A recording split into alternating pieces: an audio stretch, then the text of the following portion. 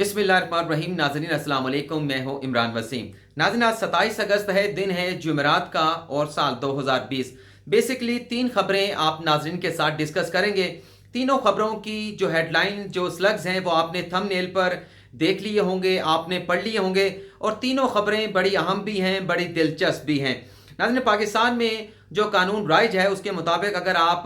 मुर्गी चोर हैं, आपने किसी के टेलीविज़न का रिमोट कंट्रोल चुरा लिया है, या अगर आप धनिया चोर भी हैं तो आपको पुलिस गिरफ्तार भी कर सकती है। आपकी गिरफ्तारी के सिलसिले में पुलिस को किसी अदालत से, किसी मजिस्ट्रेट से वारंट गिरफ्तारी लेने की ज़रूरत नहीं है। पुलिस आपके घर पर बराह रास्त रेड करके आपको गिरफ्तार करके जेल में डालने का भी अख्तियार रखती है। लेकिन अगर आपने मनी लॉन्ड्रिंग की है, आपने मुल्क का पैसा लूटा है, मुल्क का पैसा चोरी किया है और गैर कानूनी तरीके से उसी पैसे को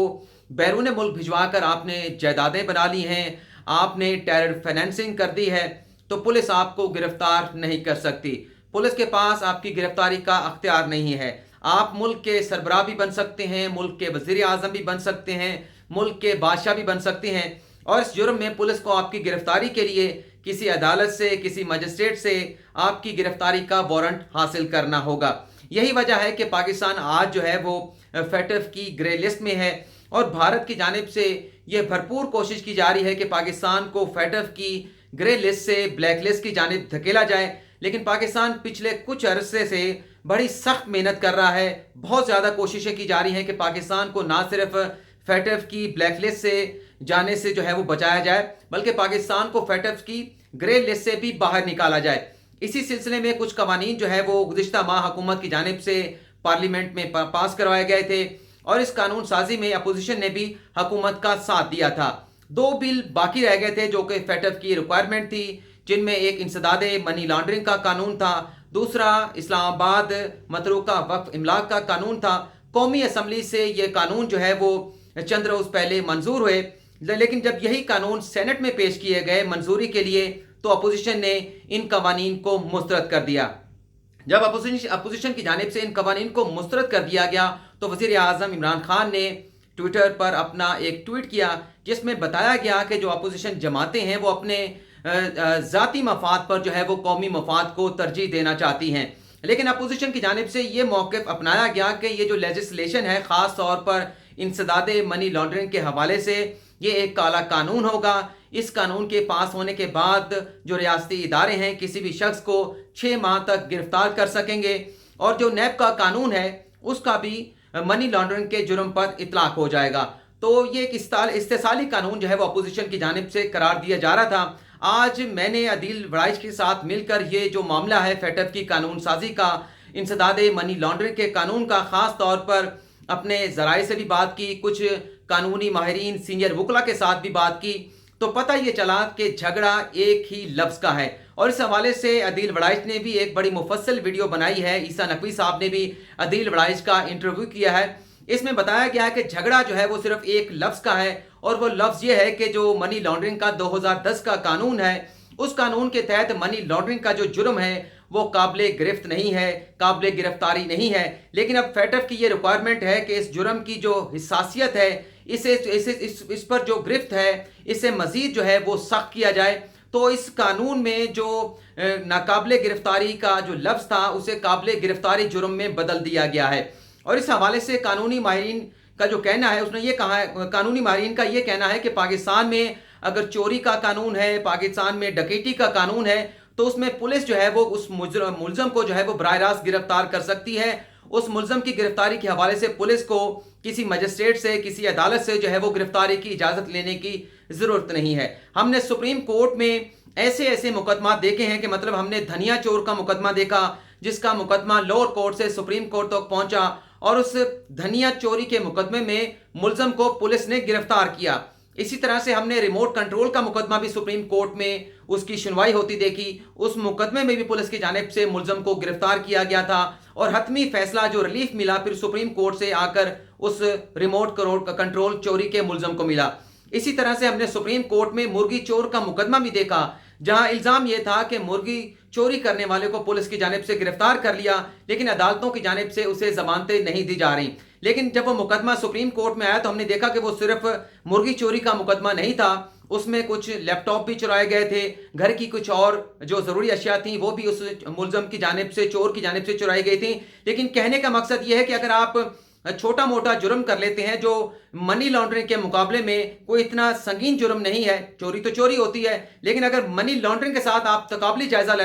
کریں گے تو آپ کو منی لانڈرنگ کا جرم جو ہے وہ زیادہ سنگین نظر آئے گا۔ اور عالمی سطح پر بھی، عالمی ممالک کی جانب سے بھی جو منی لانڈرنگ ہے اس جرم کی جو ہے بہت زیادہ جو ہے وہ حوصلہ شکنی کی جا رہی ہے، قوانین کو سخت کیا جا رہا ہے۔ تو چوری چھوٹی ریموٹ کا ہو، دھنیے کا ہو، چوری تو چوری ہوتی ہے، لیکن منی لانڈرنگ کا جو جرم ہے وہ بہت زیادہ سنگین ہے۔ لیکن اب چونکہ حکومت یہ چاہ رہی ہے کہ فیٹف کی ریکوائرمنٹ ہے تو اس میں ایسی قانون سازی کی جائے کہ اس منی لانڈرنگ کے قانون کو زیادہ سخت بنا دیا جائے، لوگوں کو اس جرم کے ارتکاب کرنے کا خوف پیدا ہو، اور کوئی بھی ایسا اگر جرم کرنا چاہتا ہے، منی لانڈرنگ کرنا چاہتا ہے، پیسہ پاکستان سے چوری بھی اگر کر لیا جاتا ہے، کم از کم وہ پیسہ باہر نہ جا سکے، پاکستان فیٹف کی گرے لسٹ سے باہر نکل آئے۔ تو یہ قانون سازی جو ہے وہ پارلیمنٹ میں پیش کی گئی، لیکن اپوزیشن کا اپنا موقف ہے کہ یہ ایک استحصالی قانون ہے، یہ ایک بلیک لا ہے، تو ہم اسے پاس نہیں ہونے دیں گے۔ ہونا تو ویسے پاکستان میں یہ چاہیے کہ ایسے جو ادارے ہیں، جو ریاستی ادارے ہیں، جو سیکیورٹی کے ادارے ہیں، جو اس طرح کی چیزوں پر نظر رکھتے ہیں، انہیں اتنا مضبوط، اتنا غیر جانبدار، اتنا فعال بنا دیا جائے کہ اس قسم کے خدشات کسی کے بھی ذہن میں نہ رہیں۔ لیکن اب حکومت نے جو اپوزیشن کی ضد ہے اس پر اپنی حکمت عملی جو ہے وہ تیار کر لی ہے، اور حکومت کی حکمت عملی یہ ہے کہ محرم کے بعد جو ہے وہ پارلیمنٹ کا مشترکہ اجلاس بلایا جائے گا، ان دونوں قوانین کو پارلیمنٹ کے مشترکہ اجلاس میں لا کر باقاعدہ وہاں سے منظوری کرائی جائے گی۔ لیکن ذرا یہ بتاتے ہیں کہ پارلیمنٹ کا مشترکہ اجلاس بلانے سے پہلے حکومت جو ہے وہ قومی اسمبلی کا اجلاس بلائے گی، اور قومی اسمبلی کے اجلاس میں جو ہے ان دونوں قوانین کو مشترکہ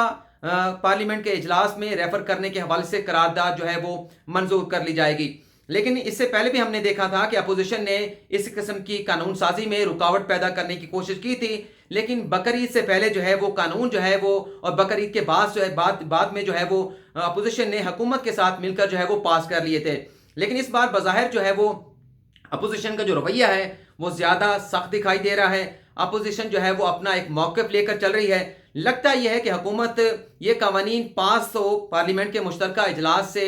پاس کرانے میں کامیاب ہو جائے گی، لیکن حکومت کو خاصی زیادہ جو ہے وہ مشکلات کا سامنا کرنا پڑے گا۔ اب ہم دوسری خبر پر بات کر لیتے ہیں کہ جو یاسمین راشد صاحبہ ہیں وہ انہیں دونوں طرف سے جو ہے مشکلات کا سامنا ہے۔ حکومت کی جانب سے بھی جو ہے وہ تنقید کی زد میں آئی ہیں، حکومت کی طرف سے بھی انہیں سخت باتیں، سخت پیغام بھیجا گیا ہے، اور اب اپوزیشن کی جانب سے بھی خاص طور پر مسلم نواز کے جو رہنما ہیں رانا ثناءاللہ، ان کا یہ کہنا ہے کہ یہ حکومت کی جانب سے جو نواز شریف کی واپسی کے حوالے سے تمام ملبہ جو ہے وہ ہماری جماعت پر ڈالا جا رہا ہے، شریف خاندان پر ڈالا جا رہا ہے۔ حکومت جو ہے اپنی جو صوبائی وزیر صحت ہیں یاسمین راشد صاحبہ، ان کے سٹیٹمنٹ کو کیوں نہیں دیکھتی؟ یاسمین راشد صاحبہ نے، رانا ثناءاللہ یہ کہتے ہیں کہ میڈیا پر آ کر خود یہ اعتراف کیا تھا کہ نواز شریف بیمار ہیں، ہمیں ان کی بیماری کا احساس ہے، حکومت جو ہے ان کا علاج کرنا چاہتی ہے۔ اور رانا ثناءاللہ یہ بھی کہتے ہیں کہ یاسمین راشد صاحبہ نے اپنے سٹیٹمنٹ میں یہ بھی کہا تھا کہ اگر نواز شریف جو ہے، جو کہ واقعی بیمار ہیں، اگر پاکستان سے اپنا علاج کرانا چاہتے ہیں تو حکومت ان کو سہولت فراہم کرنے کے لیے تیار ہے، لیکن اگر نواز شریف بیرون ملک جا کر علاج کرانا چاہتے ہیں تو حکومت انہیں بیرون ملک بھجوانے کے لیے بھی تیار ہیں۔ رانا ثناءاللہ نے یہ کہا کہ جب حکومت خود تیار تھی نواز شریف کو بیرون ملک بھیجنے کے لیے، تو پھر آج الزام جو ہے وہ نون لیگ کو یا شریف خاندان کو کیوں دیا جا رہا ہے؟ اور بھی جلتی پر جو ہے وہ جلتی پر تیل ڈالنے کا کام کیا رانا ثناءاللہ صاحب نے۔ وہ یہ کہتے ہیں کہ میں نے نواز شریف سے ہی کہا ہے کہ آپ جو تصاویر اپنی چہل قدمی کے حوالے سے، اپنی کافی شاپ کے حوالے سے بھیجتے ہیں، میں نے تو ان سے یہ ریکویسٹ کی ہے رانا ثناءاللہ نے کہ آپ جو ڈاکٹرز کی جانب سے آپ کو جو ورزش کرنے کی صبح جو ہے وہ ہدایت کی گئی ہے، آپ جب صبح اپنی ورزش کریں، ایکسرسائز کریں، تو وہ تصویر بھی جو ہے آپ سوشل میڈیا پر لگائیں، تاکہ جو رہی صحیح کسر ہے، حکومت جو جیلس ہو رہی ہے، حکومت جو شور مچا رہی ہے سارے معاملے پر، وہ رہی صحیح کسر بھی جو ہے وہ پوری ہو جائے۔ یہ اس طرح سے جو رانا ثناءاللہ بیان دے رہے ہیں، ایک طرف تو یاسمین راشد صاحبہ کو اپنی لپیٹ میں لیا ہے، دوسری طرف جو ہے وہ ریاستی اداروں کو، عدلیہ کو بھی چھیڑنے کی مبینہ طور پر کوشش کی گئی ہے۔ اس سے پہلے جب حکومت کی جانب سے فیصلہ کیا گیا تھا کہ نواز شریف کی جو میڈیکل رپورٹس ہیں اس کی باقاعدہ طور پر تحقیقات کرائی جائے گی، اور جو لوگ ذمہ دار ہوں گے انہیں جو ہے وہ سخت سزائیں دی جائیں گی، عبرت کا نشانہ بنایا جائے گا۔ اس حوالے سے فواد چودھری صاحب نے بھی ٹویٹ کیا، شہباز گل صاحب کی جانب سے بھی کیا گیا۔ لیکن اس کے بعد یہ دیکھا گیا کہ یاسمین راشد صاحبہ نے वफाकी सतह पर जो स्टेटमेंट सामने आए थे फवाद चौधरी का, शहबाज गिल का, उन तमाम इल्ज़ामात को मुस्तरद कर दिया और ये कहा गया यास्मीन राशिद साहबा की जानिब से कि जो भी टेस्ट कराए गए थे नवाज शरीफ के, वो सरकारी लैब से भी कराए गए थे, उन्हीं सैंपल से वो टेस्ट जो है वो प्राइवेट लैब से भी कराए गए थे। और जो जालसाजी की बातें की जा रही हैं मेडिकल रिपोर्ट्स में, जो फैब्रिकेटेड होने की बातें की जा रही हैं, ये सरासर इल्ज़ाम है और इन इल्ज़ामात को मुस्तरद कर दिया गया था यास्मीन राशिद साहबा की जानिब से। और उसमें यह भी कहा गया था कि चूंकि फवाद चौधरी डॉक्टर नहीं है, वो मेडिकल के शोबे को नहीं समझते, तो इसलिए फवाद चौधरी जो है वो इस किस्म के स्टेटमेंट दे रहे हैं। उसके बाद हमने ये भी देखा कि फवाद चौधरी साहब ने भी यास्मीन राशिद साहबा के इस स्टेटमेंट के बाद अपने रद्द-ए-अमल का इजहार किया और उनकी जानिब से ये कहा गया था कि यास्मीन राशिद साहबा जो है वो खुद भी फिजिशियन या दूसरी डॉक्टर नहीं है जिसकी रिक्वायरमेंट नवाज शरीफ को थी, वो तो एक गायनी की डॉक्टर हैं और जिस किस्म की मेडिकल रिक्वायरमेंट जो है वो नवाज शरीफ को दरकार थी, वो तो रिक्वायरमेंट खुद यास्मीन राशिद साहबा के साथ भी नहीं थी। तो लगता यह है कि एक तरफ तो यास्मीन राशिद साहबा को वफाकी सतह से काफ़ी ज़्यादा मुश्किलात का सामना है, तो अब इसके साथ साथ अब अपोजिशन ने भी जो है वो राशिद साहबा का जो है इस सारे मामले में लपेटना शुरू कर दिया है ताकि जो भी मलबा आए वो यास्मीन राशिद साहबा पर गिरे और किसी किस्म का नुकसान जो है वो मुस्लिम लीग नवाज को ना उठाना पड़े। बल्कि मुस्लिम लीग नवाज के जो रहनुमा हैं, उनकी जानिब से जो स्टेटमेंट सामने आ रहे हैं, उससे ये लगता है कि उन्हें भरपूर एतमाद है और वो समझ रहे हैं कि जो हुकूमत ने इकदाम उठाया है इससे हुकूमत को तो शायद कामयाबी हासिल ना हो, लेकिन हमें जो है वो किसी ना किसी तरह से सियासी फ़ायदा ज़रूर होगा। फिलहाल नाज़रीन आपसे इजाज़त चाहूँगा, अब तक के लिए इतना ही। अल्लाह हाफिज़।